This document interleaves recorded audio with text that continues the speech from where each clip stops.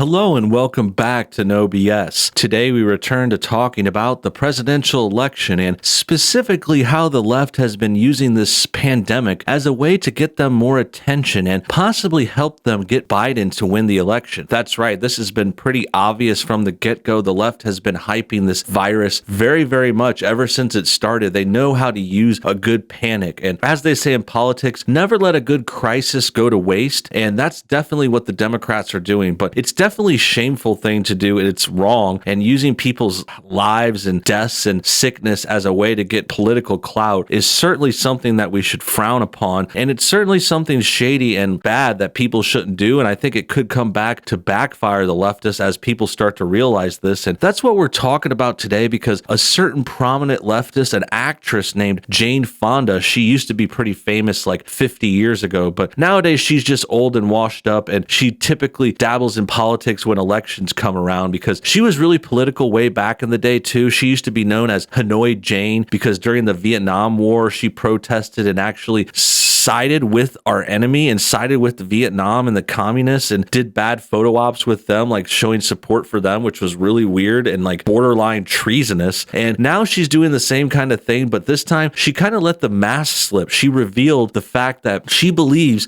that this virus, COVID, is God's gift to the left. That's a quote from her. And she's saying this because she truly believes, as many Democrats do, that this virus will help Joe Biden win. If they spin it right, if they find a way to pin it on Trump and use it against him and, exploit people's fear, the Democrats will likely have a better chance at winning. And they probably shouldn't have said that. This is something that should be unspoken by anyone, even if you know it's true. Like, you shouldn't admit it, especially on TV. But that's what Hanoi Jane did. Jane Fonda revealed that she's thinking this about COVID, and it kind of lets you know what the rest of the Democratic Party thinks too. So we're going to go over this today. We're going to check out the quotes and an article about it and all that soon. But first, let's take a quick moment to check out our sponsor. As things get more tense in this country, it's important to have the ability to protect yourself and your family, which is why I carry the Fighter Flare flashlight. It's a professional grade tactical ultra bright flashlight. It's solar powered too, so I don't need batteries all the time. It also has a USB connector so I can charge my phone or other devices anywhere I like. This is the only tactical flashlight I'll choose to protect myself and my family too. Not to mention it's really wicked bright. Check out the link below this video or visit fighterflare.com, and don't forget to use code NoBS25.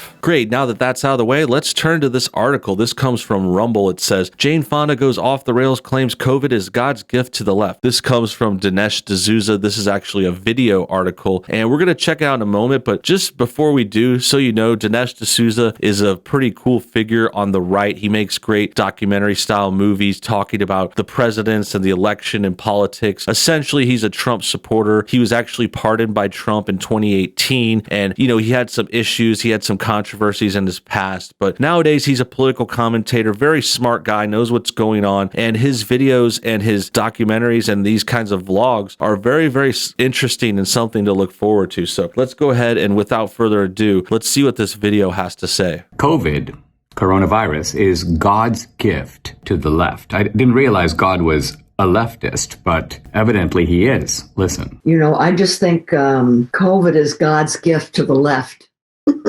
That's like the most horrible way to say that. She laughed afterwards. She's like joking about this virus. This is a completely detached Hollywood elitist who is just the worst kind of person. She's sitting in front of black and white photography of minorities, by the way, which is something strange too. But the point is, as Dinesh said in the intro, God isn't biased or whatever. He's not going to pick sides. He's not going to say, oh, I'm going to support Joe Biden and kill all these people. Like, that does not sound like something like the God from the Bible would do, like, oh, I'm going to kill 1 million people in the world just so Biden can win in the election. It's like, no, he's got more important things to worry about. This is not something that is realistic, obviously. I mean, even the idea that, God is meddling in human affairs is something more people would think was ridiculous. But the real worst part is Jane Fonda, washed up actress, just laughed about COVID, saying it's a gift to the left. I mean, that is not something you should say. And the person that would say that, you just got to wonder, like, what's going on with their head? Is she she getting old and senile? Does she not realize how bad this looks? Like, why would you do that? This is a prominent Democrat. This is someone who is basically a Biden surrogate. She's a surrogate to the left. She's one of their main talking heads for many years, supporting their dumb little protests and causes. And she's just giddy about COVID. She's laughing. She's like, haha. And I'm just thinking, I'm like, dude, can you look any worse? I mean, this is just the worst look ever. And the fact that she's going to get away with this with little coverage is super concerning. Yeah, this is a terrible thing to say. I mean, I think it was a very difficult thing to send down to us, but it has ripped the Band-Aid off who he is and what he stands for and what is being done to average people and working people in this country. We can see it now. People who couldn't see it before,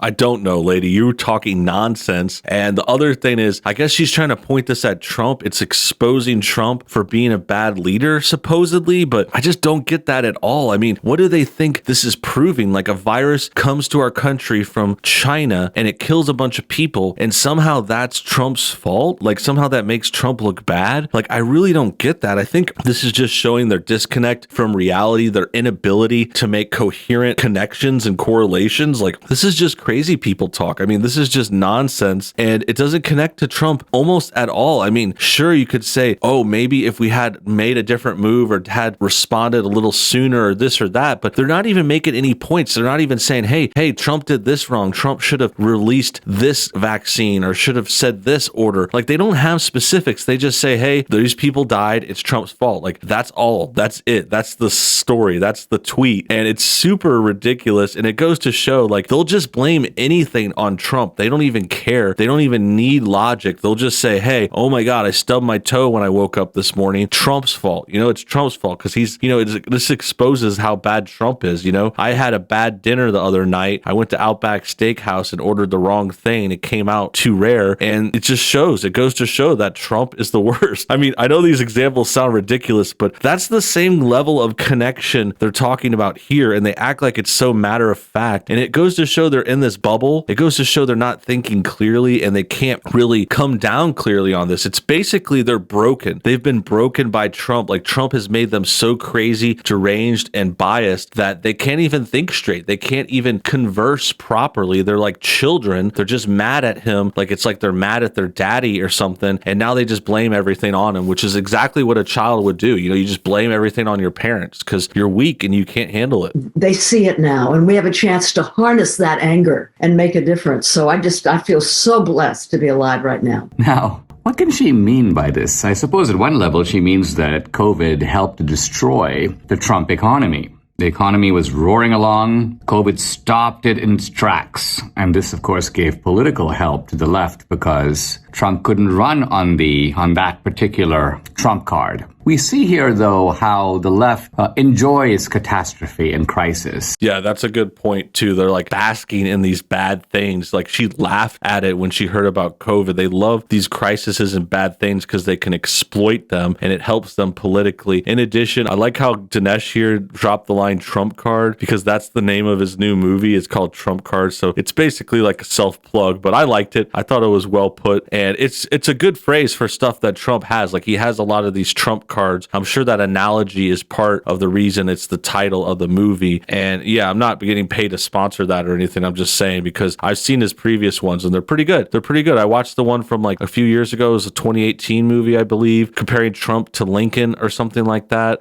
Really good stuff. Fun to watch. Good information. And it's a good reaction here too. What he's saying about Jane Fonda is very, very insightful. It shows that they love these catastrophes. They're happy that the economy tanked. They want America to do worse because it makes Trump look bad. Supposedly, the thing is, though, I mean, if you're smart, if you know what's going on, like, you know that not everything's Trump's fault, and you just kind of can read between the lines and know the truth. But they're just kind of more counting on dumb, illiterate, kind of like non-political people to just think, hey, oh, I lost my job this week. That's Trump's fault. I'm going to have to vote for Biden. Like, they're counting on people to think simply quickly like that, and to not think it through and realize sometimes presidents, things are beyond their control. Like, for example, a virus from a foreign adversary or some kind of like catastrophe, like an earthquake, hurricane. Like, you can't just blame that on people because you don't like them. They did the same kind of thing with Bush and his Hurricane Katrina response. Now, that's a whole other story. I don't want to get into all the details. There certainly were errors made in that situation. And, you could argue this or that. But the point is, they try to bask in these disasters. They're happy when they happen, and they want to blame them on their adversaries. And it's just basically very, very thinly veiled political theater. It's not very hard to see if you just are willing to pay attention and look for it. In the sense that those provide political opportunities. This has been true going all the way back to the Great Depression, when FDR realized that he could do things with the Depression. He could get things through that he would not otherwise be able to. So not that the Depression wasn't real, of course it was, but it also provided a mechanism, a pretext for government programs that would previously be unacceptable. And since then, the left has been always trying to cook up a crisis. And even when there is a crisis, to sort of extend it, exaggerate it, politically exploit it. All right, this is a great historical perspective on this. Going back to the Depression, FDR greatly expanded the government and the powers, and he claimed that was because he wanted to save the Depression and he tried to help. But the truth was, those things actually, Dinesh didn't get to mention all of this here. He's breezing through it and talking about some other things, but the public works and all those liberal policies that FDR passed during the Depression, which was also a point where he took 3 terms and ignored the 2-term limit. This is like a great example of liberals like overextending their stay, taking advantage of loopholes and stuff like that, abusing power. And yeah, so FDR started all those programs. They didn't help. They didn't save the Depression. In a lot of ways, they made things worse and overextended our government. We could have been gone downhill and gone totally bankrupt for the whole country. But fortunately or unfortunately, I mean, it's hard to say. You don't want to say it fortunately, but when World War II happened, that's what brought our economy back. The war, things happened in the country because of that. We had to have people go into the army, fight on 2 fronts.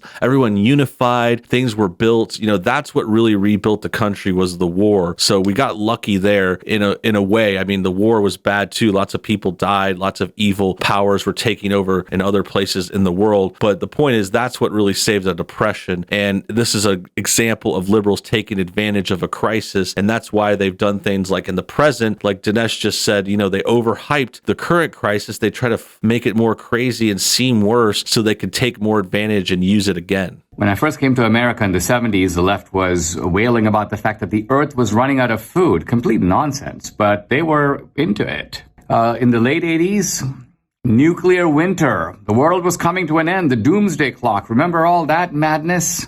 Then in the 90s, the ozone layer was dissipating.